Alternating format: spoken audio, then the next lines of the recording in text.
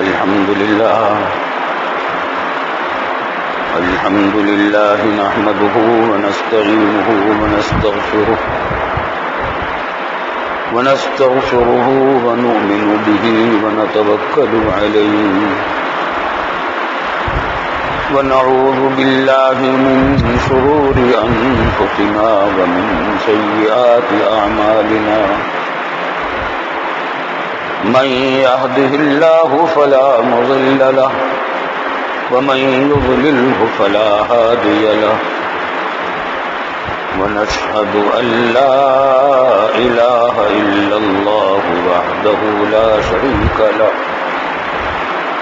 ونشهد أن سيدنا وسندنا ومولانا محمدا عبده ورسوله صلى الله تعالى عليه وعلى آله وصحبه أجمعين وسلم تسليما كثيرا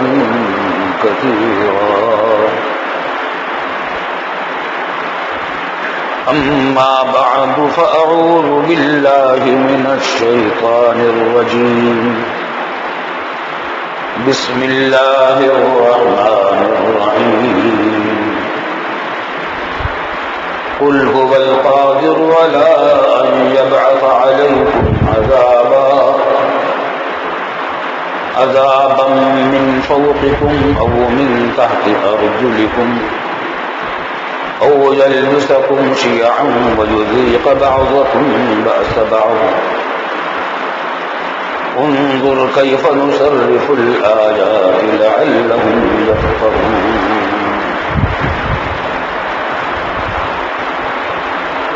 بزرگان محترم اور برادران عزیز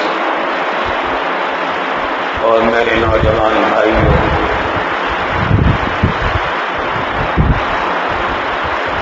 اس وقت ہمارے ملک کے جو حالات ہیں، ہمارے وطن عزیز میں جو کیفیت گزر رہی ہے اور ہم سب پر جو بے چینیاں اور پریشانیاں آئی ہوئی ہیں، کوئی خالی نہیں ہے پریشانیوں سے، بے چینیوں سے، کوئی بیماریوں سے خالی نہیں۔ پورے ملک میں افراتفری اور بد امنی، قتل و غارت گری کا بازار بھی گرم ہے اور غیر ملکی طاقتیں ہم پر مسلط ہو گئی ہیں اور ہماری آزادی اب نام نہاد آزادی رہ گئی۔ جو واقعات ہیں وہ آپ کے سامنے دہرانے کی ضرورت نہیں، لیکن یاد رکھیں اس امت پر اس سے بھی برے وقت آ چکے ہیں، اور جب کبھی وہ برے وقت آئے ہیں اپنی بدعمالیوں کے وجہ سے آئے تھے، اور جب اللہ کی طرف رجوع کیا قوم نے، مسلمانوں نے، امت نے، تو رفتہ رفتہ وہ مصائب بھی ٹل گئے، ہٹ گئے اور حالات ٹھیک ہو گئے۔ قرآن کریم نے بھی ہمیں یہی سبق دیا ہے۔ آج جو کچھ ہو رہا ہے، خبریں پڑھ کر دل بے چین ہو جاتا ہے، گھبراہٹ ہونے لگتی ہے اور نیندیں اڑ جاتی ہیں، چین ختم ہو گیا، کھانے پینے میں مزہ نہیں آتا، بات کرنے کو جی نہیں چاہتا۔ جو کچھ ہم پر گزر رہی ہے، بین الاقوامی طور پر بھی، سیاسی طور پر بھی، بد امنی کے طور پر بھی، مہنگائی کے طور پر بھی، بے روزگاری کے طور پر بھی، غربت اور افلاس کے طور پر بھی، اور بیماریوں کے طور پر بھی، اور قتل و غارت گری کے طور پر بھی، اور بے چینیوں کے طور پر بھی، جو کچھ گزر رہی ہے ہر ایک جانتا ہے۔ کوئی مالدار بھی خوش نہیں ہے، خوشحال نہیں ہے، آرام سے نہیں ہے، کوئی حاکم بھی آرام سے نہیں ہے، محکوم بھی آرام سے نہیں ہے، افسر بھی آرام سے نہیں ہے، ماتحت بھی آرام سے نہیں ہے۔ یہ ہماری ساری بدعمالیوں کا نتیجہ ہے۔ تبصرے آپ بہت دیکھیں گے اخبارات میں، اور ٹی وی پر دیکھیں گے بھی اور سنیں گے بھی کہ فلاں نے یوں کر دیا، فلاں نے یوں کیا، فلاں نے یوں کیا۔ ظاہری اسباب بلا شبہ وہ ہوں گے، ہیں، ان کا انکار نہیں کیا جا سکتا۔ کچھ تبصرے صحیح ہوتے ہیں، کچھ غلط ہوتے ہیں، لیکن بہرحال وہ اسباب ہمارے ظاہری اسباب ہیں کہ فلاں نے یوں کیا، فلاں نے یوں کیا۔ لیکن کیوں کیا؟ ہمارے حکمرانوں نے یہ کیوں کیا؟ ہمارے اصحاب اقتدار نے یہ غلطیاں کیوں کی؟ دوسروں کی غلامی نوکری کیوں کی؟ اپنے قومی مفادات کے خلاف کیوں فیصلے کیے؟ یہ بھی سب آپ اگر غور سے دیکھیں گے اور قرآن حکیم کی تعلیمات کو سامنے رکھیں گے تو یہ بات سامنے آئے گی کہ سب ہمارے بدعمالیوں کا نتیجہ ہے، ہماری بدعمالیوں کا نتیجہ ہے۔ رسول اللہ صلی اللہ علیہ وسلم نے صاف فرما دیا تھا کہ تم لوگوں کے اوپر جو کچھ بھی تکلیف آتی ہے، کانٹا چبھتا ہے یا لکڑی لگ جاتی ہے، کوئی بیماری آتی ہے یا زخم لگ جاتا ہے، کوئی غم آتا ہے یا پریشانی ہوتی ہے، یہ سب تمہاری بدعمالیوں کا نتیجے ہوتے ہیں۔ سوائے انبیاء کرام علیہ السلام کے، وہ تو گناہوں سے معصوم ہیں، ان پر جو تکلیفیں آتی ہیں وہ تو ان کے درجات بلند کرنے کے لیے، بڑھانے کے لیے آتی ہیں۔ لیکن جو گناہگار قسم کے ہم جیسے لوگوں پر جو تکلیفیں آتی ہیں، وہ ہر تکلیف ہمارے کسی نہ کسی گناہ کے پاداش میں ہوتی ہے۔ رسول اللہ صلی اللہ علیہ وسلم نے یہ بات حدیث میں صحیح طور پر ارشاد فرما دی۔ تفسیر معارف القرآن میں یہ حدیث تفصیل سے آ گئی جلد سوم میں، اور اسی آیت کے تحت جو ابھی آپ سے میں نے پڑھی ہے، قل هو القادر علی ان یبعث علیکم الى آخرہ۔ اور یہ بھی فرما دیا تھا رسول اللہ صلی اللہ علیہ وسلم نے کہ اگر تم بدعمالیاں کرو گے تو تمہارے اوپر حکام بھی تمہاری جیسے مسلط کریں گے۔ چنانچہ مشہور مقولہ ہے، اسی حدیث سے ماخوذ ہے، اور وہ یہ کہ اعمالکم اعمالکم، تمہارے حکام ویسے ہی ہوتے ہیں جیسے تمہارے اعمال ہیں۔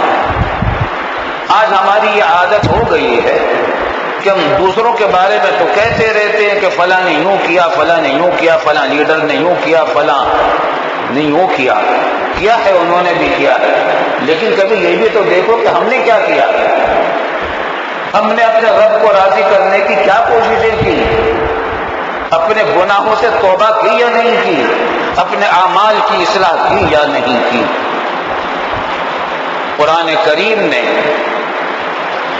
یہ بتلایا کہ کفار مکہ بھی سے خطاب کر کے کہا کہ تم یہ تو سوچو کہ جب تم سمندر کی تاریکیوں میں سفر کر رہے ہوتے ہو اور تاریکیوں میں گر جاتے ہو اور کوئی جائے پناہ تمہیں نظر نہیں آتی، اس وقت تم ہمیں ہی یاد کرتے ہو، بتوں کو یاد نہیں کرتے، ہمیں یاد کرتے ہو، اور پھر ہم تمہیں پناہ بھی دے دیتے ہیں،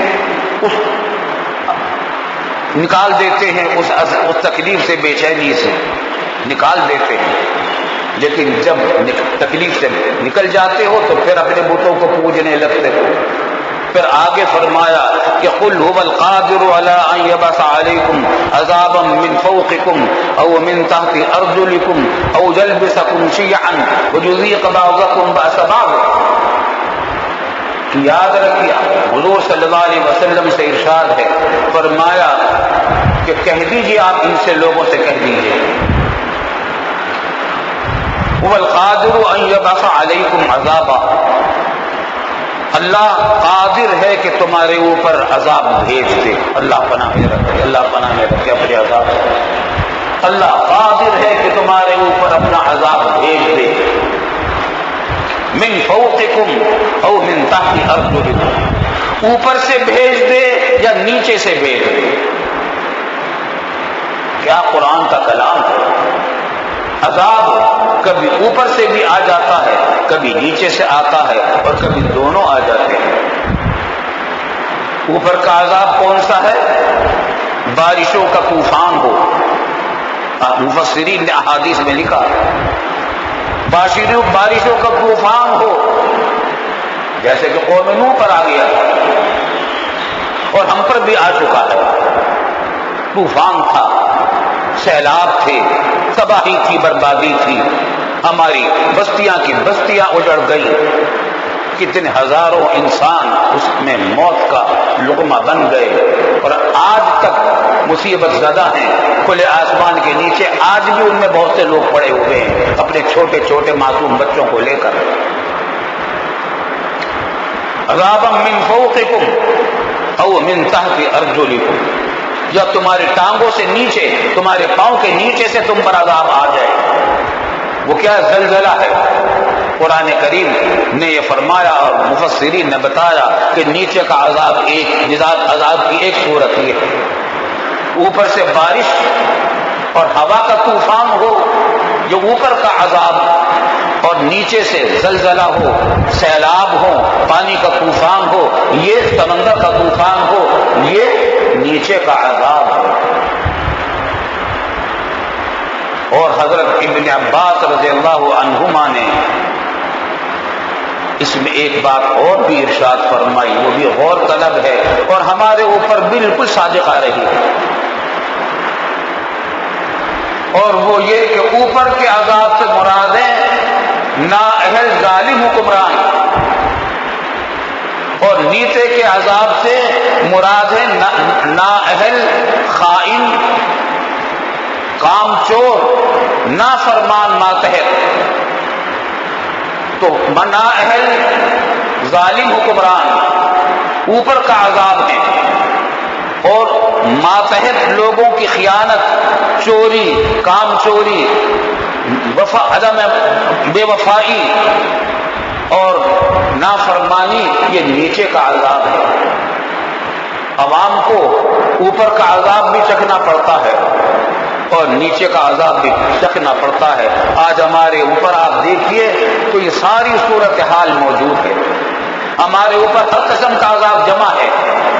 اوپر کا عذاب ہواؤں کے طوفان میں اور بارشوں کی صورت میں ہم پر آ چکا ہے. نیچے کا عذاب سمندری طوفان کے ذریعے بھی آیا اور سیلابوں کے ذریعے سے بھی آیا، اور متاثرین سیلاب کی بری طرح بےتاب برباد ہوئے. اور اوپر کا عذاب نااہل حکمرانوں اور ظالم حکمرانوں کے ذریعے سے بھی آیا، اور ان کے جو ماتحت افسران ہیں، خیانت دار، خیانت کرنے والے اور ناکام چوری کرنے والے، ان کے ذریعے سے بھی آیا. لیکن کیوں آیا؟ ہماری بدعمالیوں کی وجہ سے. یہ حکمران ہوں، افسران ہوں، جو ہمارے اعمال کا عکس ہوتے ہیں. ہم بھی تو سوچیں کہ ہمارے اعمال کیسے ہیں. کیا ہم جھوٹ نہیں بولتے؟ ہمارے بچے جھوٹ بولتے، ہم ان کو نہیں روکتے. کیا ہم وعدہ خلافی نہیں کرتے؟ کیا ہم عہد کی خلاف ورزی نہیں کرتے؟ یہ تینوں علامتیں منافقوں کی بتائی تھی رسول اللہ صلی اللہ علیہ وسلم نے. مسلمانوں کے اندر یہ بیماریاں نہیں تھیں. نہ وہ جھوٹ بولتے تھے، نہ وعدہ خلافی کرتے تھے، نہ عہد شکنی کرتے تھے، نہ حرام خوری کرتے تھے. ملازمت ایک معاہدہ ہوتا ہے کہ میں وفاداری کے ساتھ میں اپنی ڈیوٹی انجام دوں گا تاکہ تنخواہ مجھے حلال ملے. لیکن اس معاہدے کی خلاف ورزی ہمارے یہاں کتنی بڑے پیمانے پر ہوتی ہے. ڈیوٹی پوری نہیں دیتے، تنخواہیں اور اجرت اور دہاڑی پوری وصول کر رہے ہیں. ہم میں سے کوئی مستثنا نہیں ہے. غور کریں، ہم میں سے نماز کے پابند، فجر کی نماز میں اٹھنے کے پابند کتنے لوگ ہیں؟ ہمارے گھروں میں عورتیں اور بچے فجر کی نماز میں پابندی سے اٹھ رہے ہیں یا نہیں اٹھ رہے ہیں؟ باقی نمازیں بھی پڑھ رہے ہیں یا نہیں پڑھ رہے ہیں؟ اگر آج ہمارے سارے مسلمان پانچوں وقت کی نمازیں پڑھنے لگیں تو کسی مسجد میں جگہ باقی نہ بچے. جب مسجدوں میں جگہ کچھ نہ کچھ خالی پڑی رہتی ہے، یہ علامت اس بات کی ہے کہ ہمارے بہت سارے بھائی مسجد سے باہر ہیں، نمازوں سے باہر ہیں، نمازوں سے بے پرواہ ہیں. حالانکہ توحید کے بعد اور شہادتین کے بعد اور ایمان کے بعد سب سے پہلا رکن اسلام نماز ہے. پہلا سوال اسی نماز کا ہونے والا ہے۔ پھر بے شرمی، بے حیائی، فضول خرچی، کہاں تو غربت و افلاس کا یہ حال ہے کہ بچے بھوکے سو رہے ہیں، ماں باپ بچوں کی باپوں سے بے تاب ہو کر خودکشیاں کر رہے ہیں۔ سینے پر ہاتھ رکھ کے دیکھیں، آپ کے بچوں کے اوپر اگر بھوک اور فاقہ آ جائے، خدا نہ خواستہ آپ کے دل کا کیا حال ہوگا؟ ماں کے اوپر کیا گزرے گی، باپ کے اوپر کیا گزرے گی؟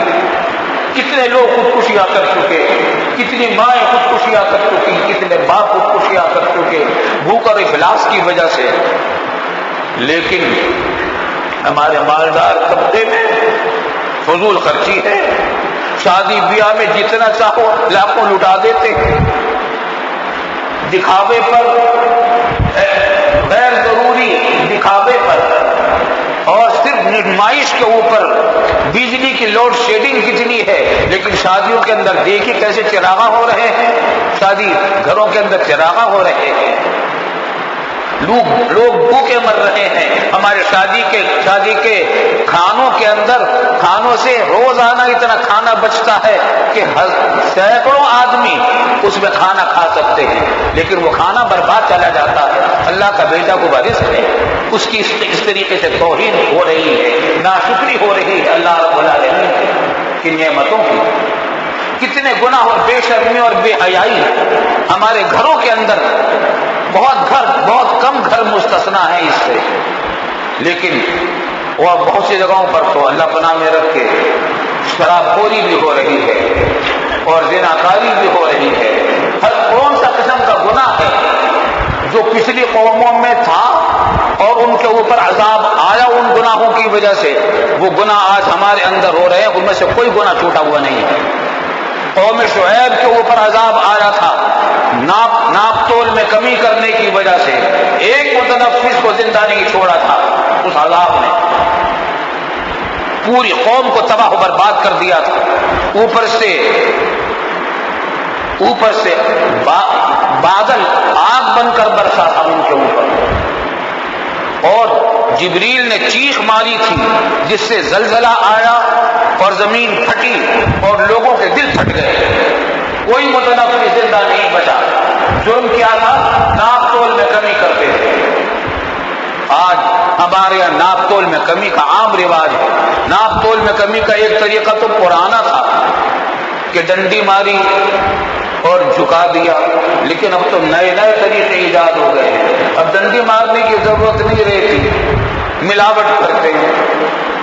2 کلو دودھ کے پیسے لے کر 1 کلو دودھ دیتے ہیں، 1 کلو پانی، 1 کلو دودھ، لیکن ہم دودھ والے کو تو تانا دیتے ہیں اور اس کا تو ذکر کرتے ہیں، لیکن ہم روزانہ ڈیوٹی تنخواہ پوری لیتے ہیں، تنخواہ پوری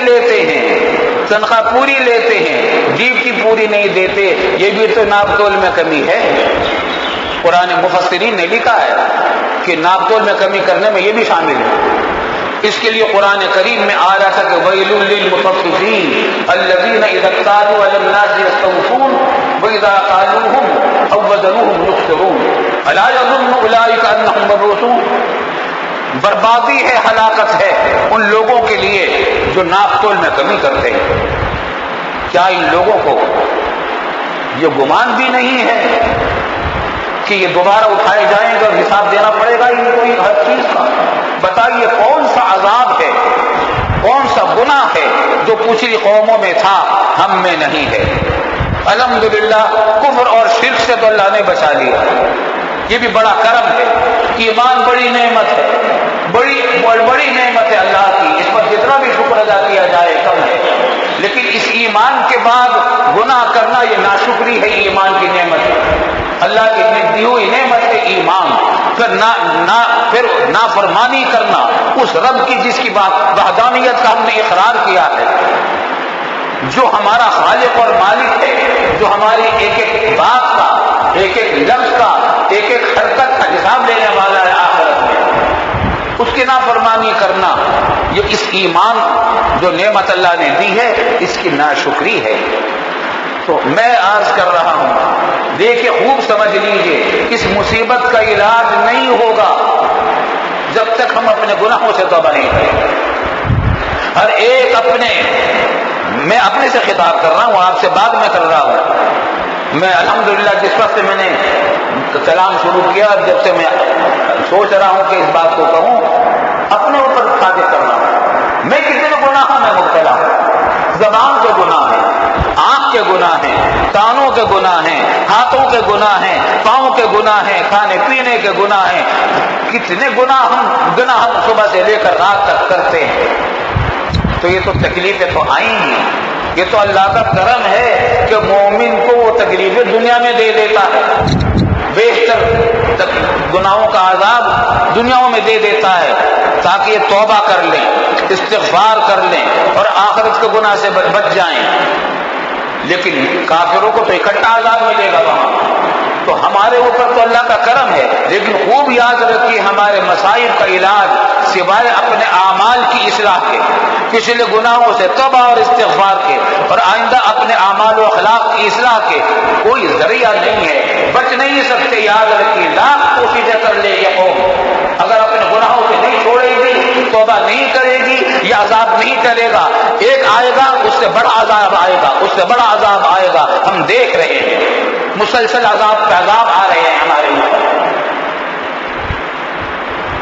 زلزلے آئے، کیسی تباہی مچائی، لیکن اس کے بعد میرا جانا ہوا اسی علاقے میں، وہاں کے لوگوں نے بتلایا کہ یہاں کے لوگوں کے اعمال میں کوئی تبدیلی نہیں آئی۔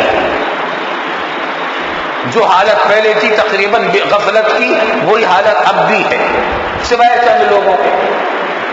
پھر سیلاب سے تباہی پھیلی، وہاں کے متاثرین سیلاب میں سے بہت سے لوگوں کے بارے میں، بہت سے کافی تعداد کے لوگوں میں، ان کے کافی تعداد کے لوگوں سے اور لوگوں کے حالات دیکھنے اور سننے سے معلوم ہوا کہ ان کے اعمال میں کوئی تبدیلی نہیں آئی۔ پھر یہ عذاب ہم پر کتنا بڑا مسلط ہے کہ ہم پر غیر ہمارے، جن کو ہمارے اسلام سے کوئی محبت نہیں ہے، ہمارے مفاد سے کوئی تعلق نہیں ہے، وہ ہم پر مسلط ہو گئے ہیں۔ انہوں نے ہماری آزادی کو تقریباً سلب کر ڈالا ہے۔ یہ بھی عذاب اوپر کا عذاب ہے، اور نیچے کا عذاب یہ کہ سرکاری دفاتر میں جائیے، دھکے کھاتے رہیے، آپ کا کام نہیں ہوگا جب تک رشوت نہ دیں۔ رشوت دیں گے تو ہر کام ہو جائے گا، قانون کے خلاف بھی ہو جائے گا، اور رشوت نہیں دیں گے تو قانون کے موافق آپ کا 100% ثابت شدہ حق نہیں ملے گا۔ آپ چکر کاٹتے رہے سرکاری دفاتر میں، یہ نیچے کا عذاب ہے۔ یہ سارے عذاب آ رہے ہیں۔ ایک اور عذاب کا ذکر کیا قرآن نے اسی آیت میں، او یلبسکم شیعا ویذیق بعضکم بأس بعض، یا پھر اللہ تعالیٰ تم پر ایک عذاب یہ دے گا کہ تمہیں پارٹیوں میں تقسیم کر دے گا۔ اللہ اکبر!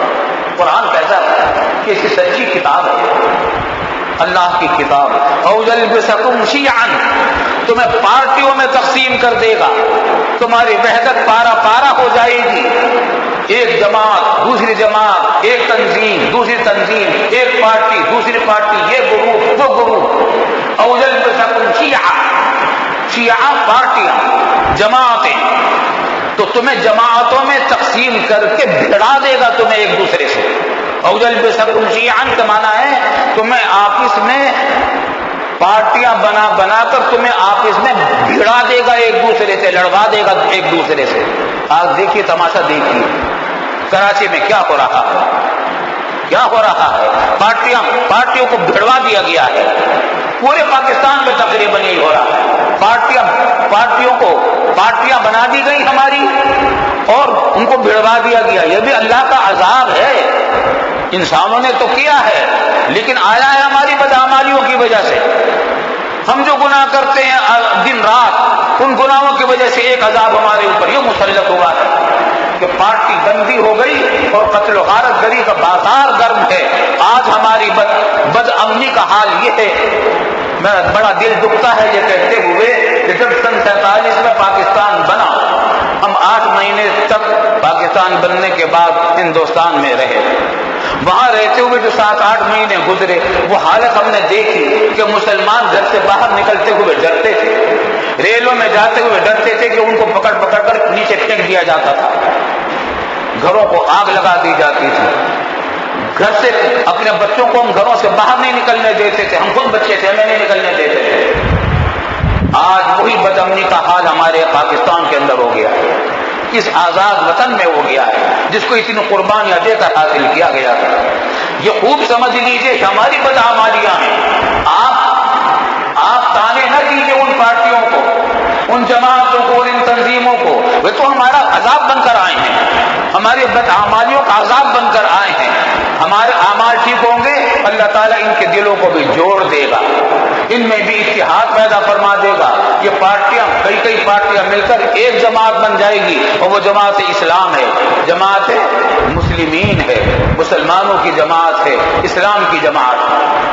فرقہ بندیاں پھیلی ہوئی ہیں، شیعہ، سنی، دیوبندی، بریلوی، مقلد، غیر مقلد، ہر ایک دوسرے سے کٹا ہوا ہے۔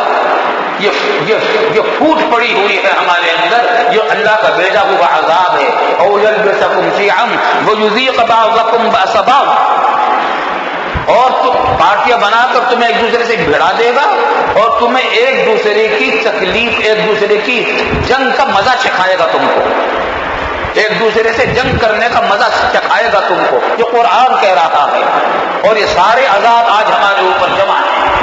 ہمارے یہ عذاب جب نہیں جائیں گے جب تک اپنے گناہوں سے توبہ نہ کریں، دوسروں کو دوش نہ دیجیے، دوسروں کو تانے نہ دیجیے، دوسروں کو برا نہ کہیں، اپنے دلوں کو ٹٹولیں اور اپنے اعمال کی اصلاح کریں۔ نمازوں کی پابندی، جھوٹ اور دغا بازی سے اجتناب، حرام پیسے سے اجتناب، سود کے لین دین سے، رشوت ستانی سے، دھوکہ بازی سے، ناپ تول میں کمی کرنے سے، وغیرہ وغیرہ بے شمار گناہ ہیں۔ ان سب سے توبہ اور استغفار کر کے اللہ کی طرف رجوع کریں۔